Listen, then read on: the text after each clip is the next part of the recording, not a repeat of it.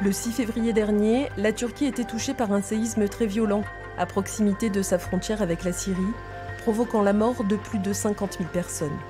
Décrit par l'OMS comme le pire désastre naturel en Europe depuis un siècle, ce tremblement de terre a touché 14 millions de personnes, soit 1/6 de la population turque.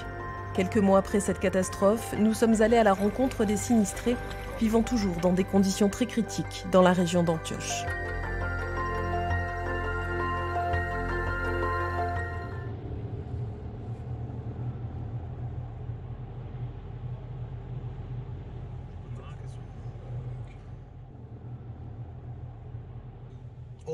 Là-bas, il y avait un immeuble.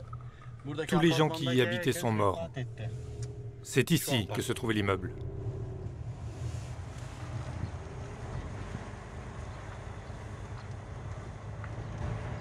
« 50 personnes ont perdu la vie ici. De sa ville natale, il ne reste plus grand-chose.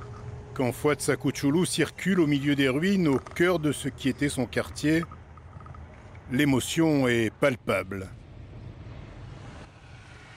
La nuit de cauchemar va le hanter à jamais.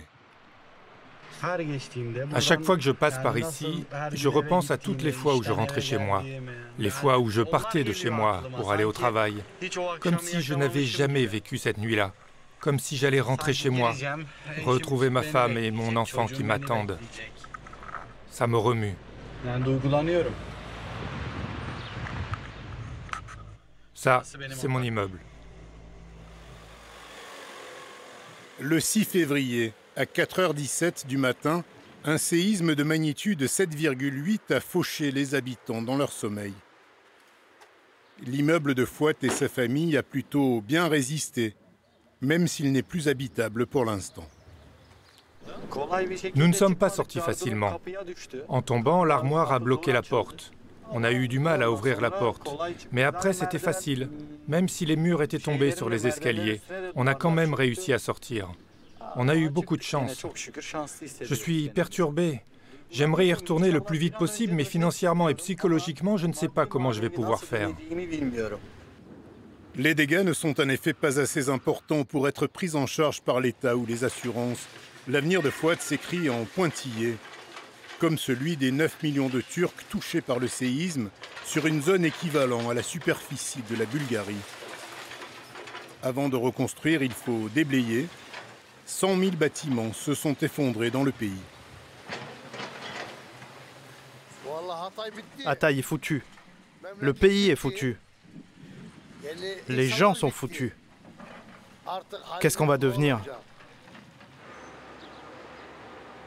2 mois après le séisme, le sud-est de la Turquie était encore un immense chantier.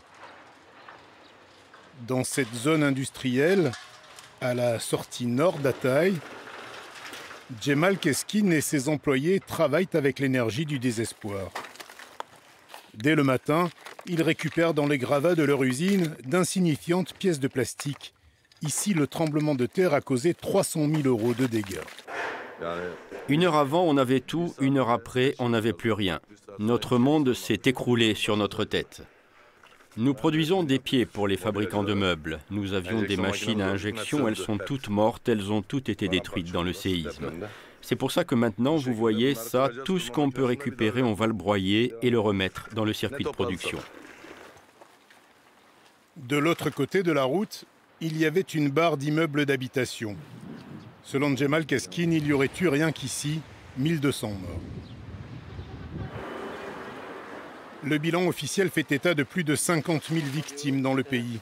Parmi elles, l'épouse de cet homme. Depuis le séisme, il vit ici, seul, sous cette tente, dans ce campement, en plein centre-ville d'Hatay. Ma famille, ma femme est décédée, mes enfants sont à Riyad et à Al-Taïf en Arabie Saoudite. Ça fait pratiquement 57 ans que je vis ici. Mes ancêtres vivaient déjà ici. Comment puis-je quitter cet endroit ? Aykan Keskin partage son quotidien avec d'autres sinistrés. Dans ce centre d'accueil et d'assistance, mise en place par le Parti des travailleurs de Turquie au lendemain du tremblement de terre. À ce jour, il y a à peu près 80 familles ici, en plus de nos bénévoles. Les sinistrés viennent, tout est organisé pour eux. Dans les premiers jours qui ont suivi le séisme, les bénévoles du parti ont transformé ce parc public en un lieu d'accueil, avec une pharmacie, un café, un point de recharge pour les téléphones et surtout un dépôt. C'est ici que sont stockés les dons venus du reste de la Turquie et de l'étranger. Les amis, est-ce qu'il y a un colis alimentaire ou d'hygiène déjà prêt? Avant, 2 camions arrivaient ici chaque jour. En ce début avril, c'est plutôt 1 tous les 2 jours. Des fois, on met aussi des lingettes et du papier toilette. Mais nous dépendons des dons qui nous sont faits, et comme ces dons diminuent de jour en jour, nous sommes de plus en plus limités dans la distribution.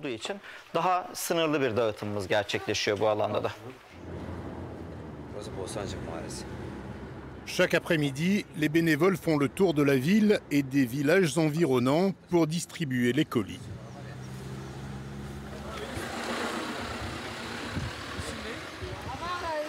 De nombreux sinistrés qui avaient quitté Hatay commencent à revenir. La demande est de plus en plus forte. Pour bénéficier de l'aide, il faut s'inscrire au préalable, par téléphone. En ce mois d'avril, la quantité de produits reçus par le parti ne permet pas l'ouverture à de nouveaux bénéficiaires. Et les bénévoles ne peuvent malheureusement pas répondre à toutes les demandes. Imaginez que je donne votre colis à quelqu'un d'autre. Qu'est-ce que vous en penseriez? Bien sûr, on n'accepterait jamais ça. C'est ça qu'il faut comprendre, les colis sont nominatifs. Mais c'est pour ça, vous pouvez vraiment pas nous inscrire? Non, c'est pas nous qui prenons les inscriptions, les listes sont déjà établies en amont. Je comprends, merci. Prenez soin de vous, merci. Tous les jours, on fait le tour des quartiers. Nous allons à la préfecture, nous allons aux endroits où il y a des écoles.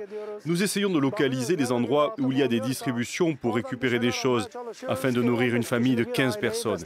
On n'a pas de boulot, nos maisons sont détruites. Nous vivons sous des tentes.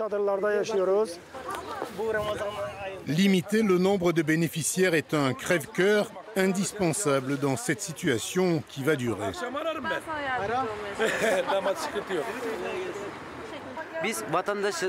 Notre travail, ce n'est pas d'aider nos concitoyens juste pour une seule fois. Nous sommes solidaires de tout notre peuple. Jusqu'à la fin de cette période, jusqu'au jour où les gens auront de nouveau un toit, où tout redeviendra normal, nous resterons ici. En aucun cas, nous n'abandonnerons notre peuple. Avec sa femme et leur fille de 18 mois, Fouad Sakouchoulou fait partie de ceux qui reviennent. Il bénéficie d'un logement dans un village de conteneurs. Après plusieurs semaines passées chez son frère à Mersin, à 270 km de là, ce retour est une renaissance. Ça n'a pas été difficile de revenir. Au contraire, ça a été pour le mieux. Nous pouvons enfin dormir. Ici, nous sommes habitués aux odeurs, à l'air, au climat. Moi, j'ai 35 ans. Et depuis 35 ans, je ne suis jamais sorti d'ici. Ça nous a immédiatement fait du bien. Cet après-midi-là, le frère et les parents de Fouad sont en visite.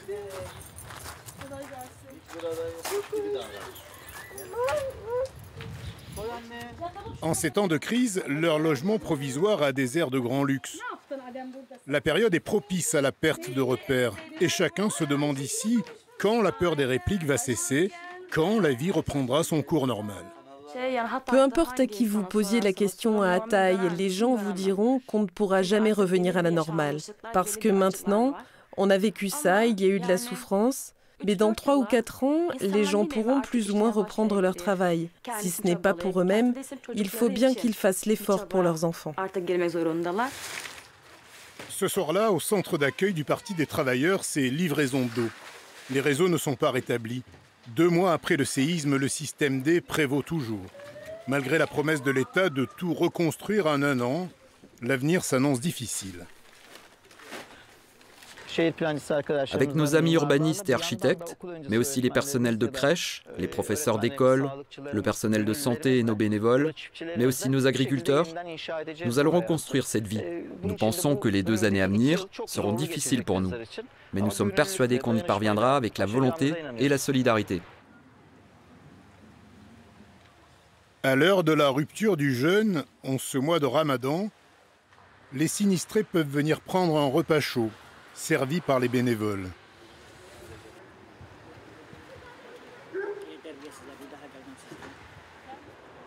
Un peu plus loin, à quelques centimètres de la route, on se prépare à une nouvelle nuit difficile. La pluie de la veille a rendu encore plus compliqué le quotidien de ces familles dont les maisons sont inhabitables.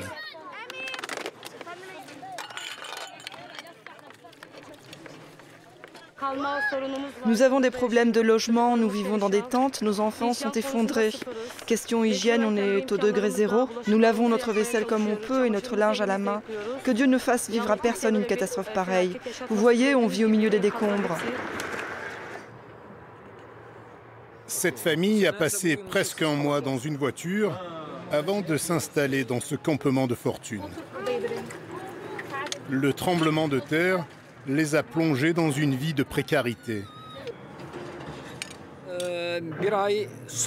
La tente est arrivée 1 mois après. Je l'ai eue sans l'armature. C'est moi qui ai dû la construire. J'ai eu la tente, mais pas la structure. On ne tient pas debout. On ne peut pas bouger. Regarde où on mange. On ne peut rien poser au sol, car c'est tout le temps inondé. Quand il pleut, nos enfants, nos affaires sont dans l'eau. Il faut que le village de containers soit opérationnel le plus vite possible. En attendant, les nuits se succèdent dans le sud de la Turquie. On vit au ras du sol, sous des toiles ou des tôles, loin du danger que représentent en cas de nouvelles répliques les immeubles en dur qui sont restés debout, loin des appartements où plus une lumière ne brille. Le tunnel risque d'être très très long pour les millions de sinistrés.